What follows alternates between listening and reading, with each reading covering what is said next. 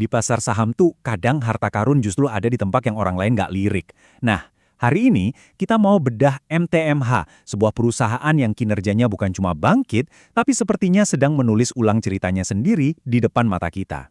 Nah, ini dia pertanyaan intinya. Apa sih yang terjadi kalau pasar ketinggalan kereta sama satu cerita turnaround yang keren banget? Ini bukan cuma soal angka loh, ini soal jeli ngelihat apa yang orang lain belum lihat. Oke, siap? Mari kita selami lebih dalam.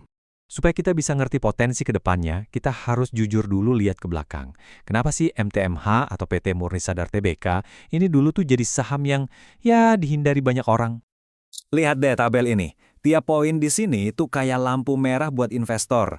Laba negatif, utang jangka pendek lebih gede dari aset lancarnya. Wah, semua angka ini seolah-olah teriak, jangan dekat-dekat. Nah, ini titik start kita. Then, ini puncaknya. Angka ini nih, minus 12,8 miliar rupiah di tahun 2023. Ini alasan utama kenapa saham ini nggak ada di radar investor.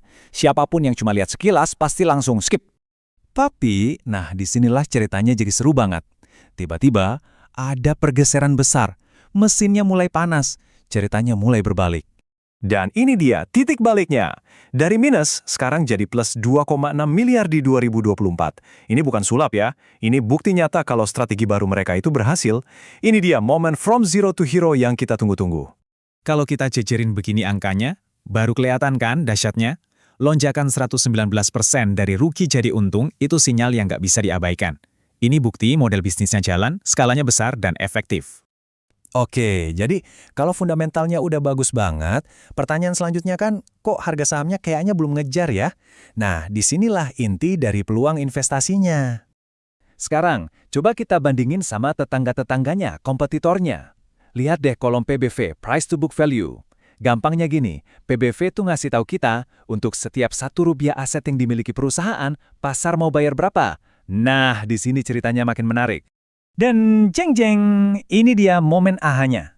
Kelihatan jelas banget kan gapnya? Aset MTMH, gedungnya, alat medisnya, itu dihargai pasar cuma 1,34 kali nilai bukunya. Bandingin sama kompetitornya yang dihargai 3-4 kali lipat. Ini nunjukin ada potensi besar buat re-rating, atau bahasa gampangnya pasar bakal nilai ulang saham ini. Ada kutipan bagus nih dari seorang analis di Stockbit. MTMH adalah saham pertumbuhan yang bersembunyi di valuasi nilai. Wah, ini pas banget sih. Kinerjanya kayak saham growth, tapi harganya masih murah kayak saham value. Oke, saya tahu. Mungkin ada yang lihat PE ratio-nya tinggi terus jadi ragu. Wajar kok, tapi ini kuncinya. Dalam cerita turnaround kayak gini, PE tinggi di awal itu justru normal. Kenapa? Karena labanya, CE atau earnings-nya itu lagi ngejar. Nanti, seiring labanya naik, PE ini bakal turun sendiri ke level yang jauh lebih masuk akal.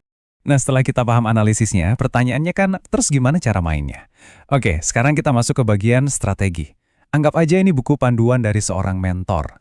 Jadi ada 3 poin penting. 1, jangan gerasa gerusu, jangan FOMO. Akumulasi pelan-pelan aja, cicil belinya pas harga lagi turun. 2, ini yang paling penting nih, sabar. Ini bukan buat cari cuan besok pagi. Kasih waktu sekitar 6-24 bulan biar pasar sadar. Dan ketiga, target harga wajarnya itu ada di sekitar 1.400-1.500. Angka ini nih yang bikin peluangnya kelihatan nyata. Potensi kenaikan sekitar 66%. Gede loh. Ini kalau dihitung-hitung, harga sekarang itu diskonnya lumayan banget dari nilai aslinya. Tentu kalau semua berjalan sesuai rencana ya.